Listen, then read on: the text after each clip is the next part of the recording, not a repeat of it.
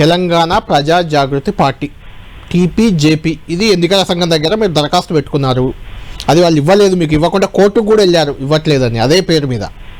ఎందుకు మళ్ళీ టీఆర్ఎస్ అనే చర్చ ఎందుకు వచ్చింది జాగృతి పార్టీలో? అంటే టీఆర్ఎస్గా పెట్టాలనే ఆలోచన కూడా ఏమైనా చేస్తున్నారా, లేకుంటే పాత పేరే ఉంటుందా? ముందుగా మీకు ప్యానల్ మెంబర్స్కి అలాగే తెలంగాణ ప్రజలకి నమస్కారం అన్న. ఎక్కడా కూడా అంటే టీఆర్ఎస్ అనే పేరు ఖాళీగా ఉంది, ఉద్యమకారులం మేము. ఎందుకంటే ఆ రోజు టీఆర్ఎస్ ని ఇంటి పార్టీ అనుకున్నాం, తెలంగాణ పార్టీ అనుకున్నాం. కాబట్టి వీళ్ళు ఆ తెలంగాణ టీఆర్ఎస్ అనే దాన్ని వదిలేసిరు, తెలంగాణ పార్టీని, తెలంగాణ వాదాన్నే వీళ్ళు వదిలేసి బీఆర్ఎస్ గా మారిండ్రు. కాబట్టి ఎవరికైనా ఖాళీగా ఉంది కాబట్టి ఎవరైనా పెట్టుకోవచ్చు అన్న మాటలలో కవితక్క గారు అనడం జరిగింది. లేకపోతే బహిరంగంగానైతే ఎక్కడ చెప్పలేదు, మామూలుగా మేము కూడా మీడియాలో చూడడమే. పెట్టుకున్నా కూడా మాకు హక్కు ఎక్కువ ఉంది కదా, మేము తెలంగాణ పెట్టుకోవడంలో తప్పేముంది? టీఆర్ఎస్ ఇప్పుడు వాళ్ళు వదులుకున్నారు. మీరు టీపీజేపీ తెలంగాణ ప్రజా జాగృతి పార్టీ దరఖాస్తు పెట్టుకున్నారు. ఏమంటున్నానంటే అన్న, ఏప్రిల్ 25 వరకు వేచి చూద్దాము. ఆ రోజు మార్నింగ్ 10 o'clock మాకు ముహూర్తం ఉంది, మంచిగా బ్రహ్మాండంగా. ఆ పేరు ఏమన్నా మీకు నచ్చట్లేదా? మీరు ఇంతకుముందు దరఖాస్తు చేసుకున్నారంటే మీకు ఇష్టమైన పేరు జాగృతి అనేది మీ ఇష్టమైన పేరు, అది జాగృతి కిందే మీకు ఎజెండా, మీ గుర్తింపు అంతా అదే కదా. మరి ఇప్పుడు జాగృతి తీసేసే ఆలోచనలు ఉన్నారా?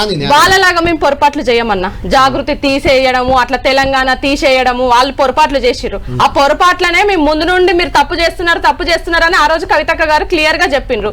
ఆ తప్పులను ఇప్పుడు చూడండి అన్న, ఒకటే మాట, ఇద్దరు వ్యక్తులు అంటే వీళ్ళు వ్యవస్థకు పనిచేస్తారు, వ్యక్తులకు పనిచేస్తుండ్రు. ఆ రోజు కవితక్క గారు లెటర్ లో ఏం చెప్పిండ్రు? పార్టీలో ఇవి జరుగుతున్నాయి, పార్టీలో ఉన్న లోపాలని, కార్యకర్తలు ఎక్కడ అసంతృప్తికి లోనవుతున్నారు, మనం మార్చుకోవాల్సిన వ్యూహాలు ఏంటిది, ఇవి కవితక్క గారు ఆ రోజు లెటర్ లో మాట్లాడినరు. అప్పుడు ఏమన్నారు వీళ్ళు? తప్పు అని చెప్పేసి అది ధిక్కారమా, దిశానిర్దేశన చేస్తే ధిక్కారం అని చెప్పేసి అన్నారు. ఇప్పుడు అదే మాట కేటీఆర్ గారు చెప్తే ఈ రోజేమో మార్పుకి అడుగు అంటున్నారు, కవితక్క గారు చెప్తేనేమో క్రమశిక్షణ రహిత చర్యలు అని చెప్పేసి వాళ్ళు సస్పెండ్ చేయడం జరిగింది. అంటే ఆ రోజు నుండి 10 నెలల నుండి కవితక్క గారు చెప్పిన ఇవే కదా.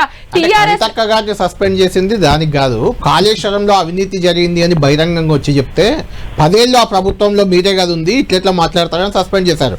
మెయిన్ రీజన్ అది, మెయిన్ రీజన్ అదే. అంటే 10 నెలలుగా కూడా కవితక్క గారు ఓపెన్ గా మాట్లాడుతున్నారు కదా, మనం మార్చుకోవాల్సినవి ఉన్నాయి, ఈ ఉద్యమకారులకి లేకపోతే సామాజిక తెలంగాణ రాలేదు, ఇట్లాంటి విషయాలు అన్ని మాట్లాడుతుంటేనే కదా వీళ్ళు సస్పెండ్ చేసింది. మరి ఈ రోజు కేటీఆర్ గారు వర్కింగ్ ప్రెసిడెంట్ గా ఉండి అదే మాటను ఒప్పుకున్నారు కదా.